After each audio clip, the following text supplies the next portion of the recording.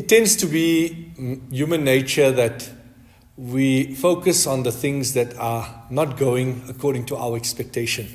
So generally, when we talk and people asking, how are you? What's happening? We'll focus on the negatives that, economy is down. I haven't been well. Things are not going as my expectations are. That it tends to be human nature. And why is this the case? Because when Allah Rabbul Izzah had kicked out Shaitan because he refused to make sajda to Nabi Adam alayhi salatu wasalam, then he said, فَبِمَا أَغْوَيْتَنِي لَأَقْعُدَنَّ لَهُمْ صِرَاطَكَ الْمُسْتَقِيمِ. That, oh Allah, you have led me astray. Now I am going to wait for man on the straight path. ثُمَّ لَآتِيَنَّهُمْ مِنْ بَيْنِ أَيْدِيهِمْ. I will come to them from the right, from the left, from in front, from behind. And then he said, ثُمَّ لَا تَجِدُ أَكْثَرَهُمْ شَاكِرِينَ. And you will find most of them not to be grateful servants. You will find man not to be grateful. So this is Shaitan's plot and plan, that he wants you to be ungrateful to Allah. And therefore he creates this perception in our minds about all the things that seemingly are going wrong, and we overlook the things that are going well in our lives. Now in a hadith, we are called upon to value 5 things before 5 things. So Nabi Sallallahu Alaihi Wasallam said, Ightanim, value, consider it a bounty. What are the 5 things? Number 1 is Shababa qabla haramik, your youth before old age. Value your youth before old age comes upon you. And Allah Rabbul Izzah greatly loves the worship of someone who is in his youth. Therefore, it comes in a narration that those youth who spend their youth in the obedience of Allah, they will be granted shade under the arsh of Allah subhanahu wa ta'ala. When we look at the story that we are, is reflected on in Surah Kahf, then it was the youngsters who had withdrawn from the bad traditions of the time, and they secluded themselves. They were in the prime of the youth, and Allah Rabbul Izzah appreciated that story of these youngsters will be recited till the day of Qiyamah. In youth, we have energy, we have vigor, we have enthusiasm. Like they say, life passes in a unique way. When you're young, you have energy, you have time, but you have no money. When you reach working age, then you have the energy, you have the money, and you have no time. And then as an old person, you have the money, you have the time, but no energy. And that is life. And the cycle of life has passed by. So when we have the energy, the vibrance in our youth, then we ought to use that for the sake of Allah.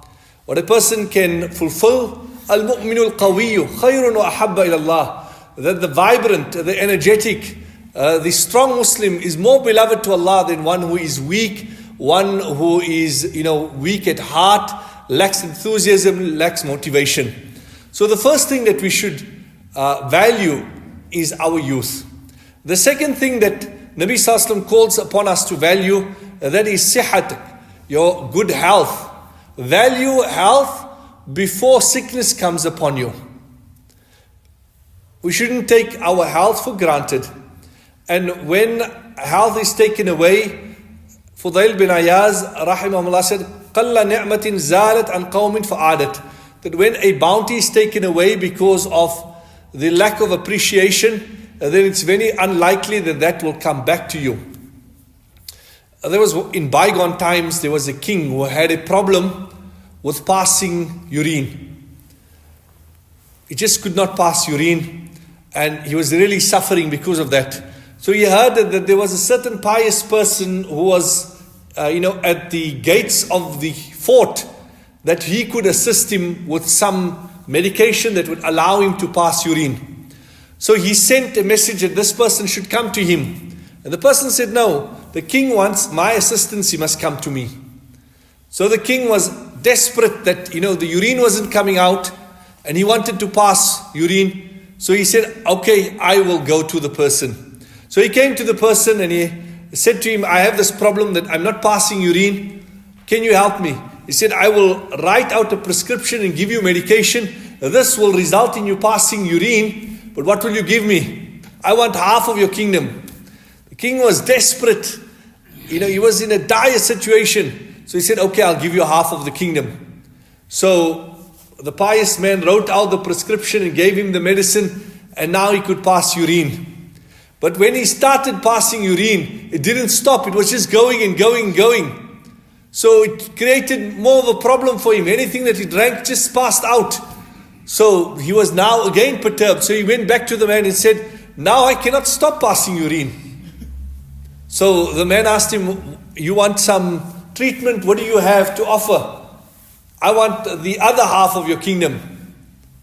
So the king, in his desperation, said, I'll give you the other half of the kingdom. So he signed it over, wrote the bequest, and the pious man then wrote out the prescription and gave him the medicine, and he stopped. And now he told him, now you should go and work as a laborer. He said, no, I won't be able to manage. The pious man said to him, actually, I don't want your kingdom. Your kingdom is of no use to me. But what I wanted to show you is that for the ability to pass some urine, that what you take for granted is greater than half your kingdom. And for it to stop is greater than the other half. So drinking one glass of water and it passing through is greater than your kingdom. Yet you don't value that.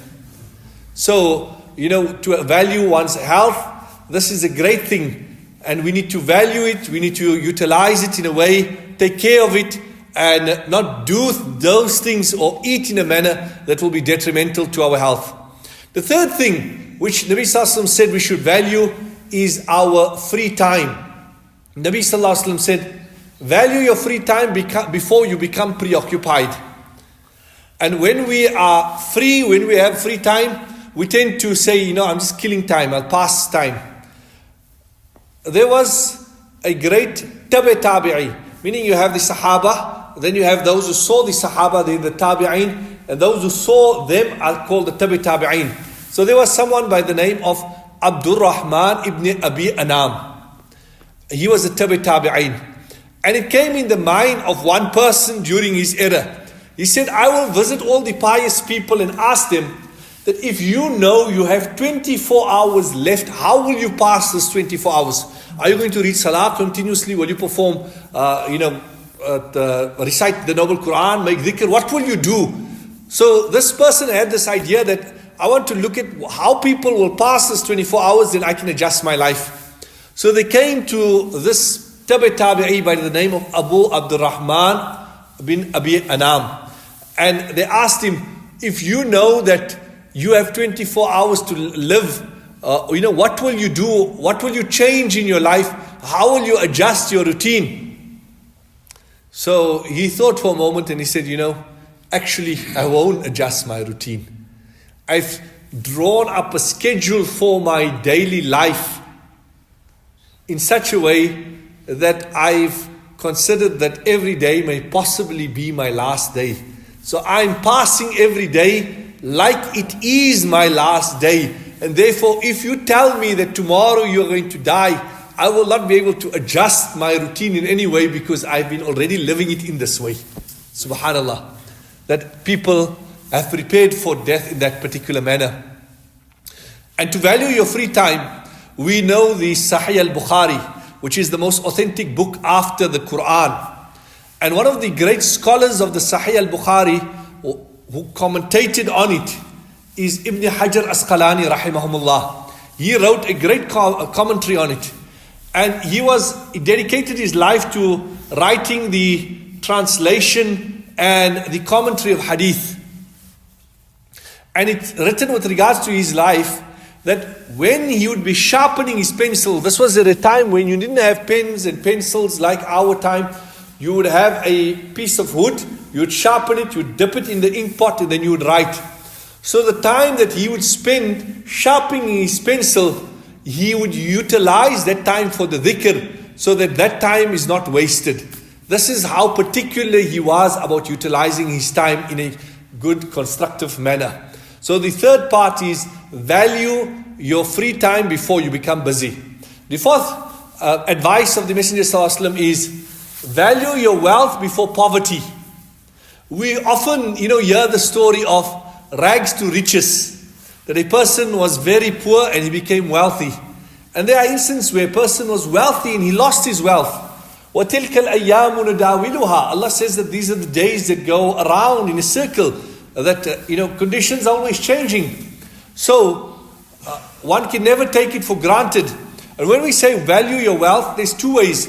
Some people are those who waste their wealth. And Allah subhanahu wa ta'ala says, إِنَّ الْمُبَذِّرِينَ كَانُوا إِخْوَانَ الشَّيَاطِينَ كُلُوا وَاشْرَبُوا وَلَا تُسْرِفُوا. Eat, drink and be moderate. مَا أَعْلَى مَنْ اقْتَسَدْ. That person who is moderate will never experience poverty and want. As long as you're moderate, Allah will grant you more business and barakah.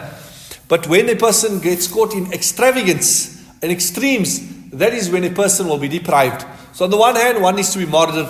On the other hand, part of valuing your wealth is to spend in the path of Allah subhanahu wa ta'ala. In the verse of the Noble Quran, Allah subhanahu wa ta'ala says, مَثَلُ الَّذِينَ يُنْفِقُونَ أَمْوَالَهُمْ فِي سَبِيلِ اللَّهِ. The similitude of the person who spends in the path of Allah, it's like a grain that is in 7 ears, and in each there's 7. So when you spend for the sake of Allah, Allah gives you not back the same, but He gives you back multiple fold. He gives you back, and that is by spending in the path of Allah. So therefore, one should spend generously in the path of Allah, and that is part of valuing one's wealth. The fifth and the final advice that Nabi Sallallahu Alaihi Wasallam gave, he said, value your life before death. Death can strike at any moment. And when death strikes, then you will regret. In the verse of the Noble Quran, Allah paints a picture of the kuffar, and Allah says that وَلَوْ تَرَى إِذِ الْمُجْرِمُونَ نَاكِسُوا رُؤُوسِهِمْ عِنْدَ رَبِّهِمْ. That if only you will see the sinners lowering their heads before their Rabb, and they will say, إِرْجِعُونَ لَعَلِّي أَعْمَلُ صَالِحًا فِي مَا تَرَكْتُ. Let us go back, O Allah, allow us to go back into this world, we will do good deeds. And Allah will say, Kalla, never. You had the opportunity to go, to exert yourself, to apply yourself, but you allowed the opportunity to go by, and therefore you will not be given the opportunity to go back into this world. So there was an occasion where Nabi Sallallahu Alaihi Wasallam was passing by a qabr, and he said to those who were with him, he said that, do you know what is the person in this qabr wishing for? And they said, no, we do not. And Nabi Sallallahu Alaihi Wasallam said that this person is wishing for the fact that he can be allowed to come out of the qabr and just perform 2 rakat salah. But that will not be granted to him because he had the opportunity and the opportunity has passed him by. The opportunity has passed him by. So, as long as we have life, it is a gift from Allah. And we need to value our life. And by valuing it, it means by utilizing it in a way that is beneficial. So Nabi Sallallahu Alaihi Wasallam said, value your youth before old age. Value your free time before you become occupied. Value your health before sickness. Value your wealth before poverty. And value your life before death. Value 5 things before 5 things come upon you. So this is the advice that the Messenger Sallallahu Alaihi Wasallam has given us. And we need to realize that life in this world is short. Allah subhanahu wa ta'ala says that أَوَلَمْ نُعَمِّرْكُمْ مَا يَتَذَكَّرُ فِي مَنْ تَذَكَّرَ وَجَاءَكُمُ النَّذِيرُ. That did we not grant you such a life where the one who wanted to take heed could have taken heed, and the warner had come to you. The warner comes in different ways. The coming of the warner is the Messenger Sallallahu Alaihi Wasallam, the Noble Quran, Qiyamah, and also as time passes, the fact that you get older, grey hair appears, you have children, you have grandchildren, people start calling you uncle. It's a sign that you have moved to the next phase of your life, and that we are moving day by day closer to the qabr. Hassan Basri rahimahullah said that, our problem is that we procrastinate. We say tomorrow, I'll change tomorrow, I'll be better tomorrow. That is one of our problems. The other is we are distracted.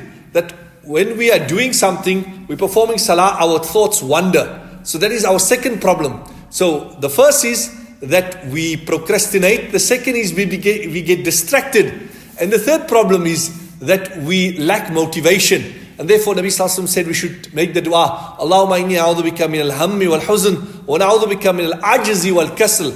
Oh Allah, I seek protection from laziness and from weak-heartedness, lack of determination. May Allah grant us determination in all our ibadat and give us the ability to value all the bounties that He has granted us.